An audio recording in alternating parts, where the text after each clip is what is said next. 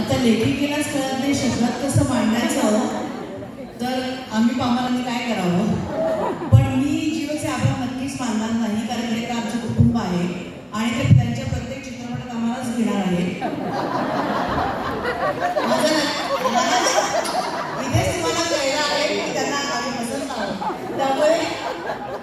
त्यामुळे मी त्यांचे आभार मानणार नाहीये निश्चितच, कारण आम्ही आता एक कुटुंब आहोत आणि तुम्ही सुद्धा सगळे आता हा आपला चित्रपट झाला असल्यामुळे तुम्ही सगळं एक अख्खं आपलं मोठं कुटुंब आहे. त्यामुळे असंच प्रेम करत राहा, प्रेम देत राहा.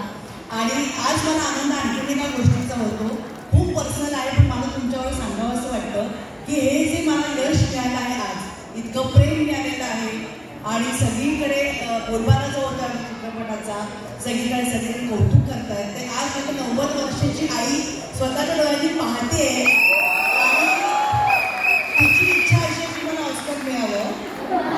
कसं शक्य आहे, पण हे तिला मिळालंय ऑस्कर असं मी तिला सांगू इच्छिते की हेच ऑस्कर आहे आणि ते बघायला ती आज इथे उपस्थित आहे, तर याचाच मला जास्त आनंद होतोय. आणि तुम्हाला सगळ्यांचे पुन्हा एकदा मनपूर्वक आभार.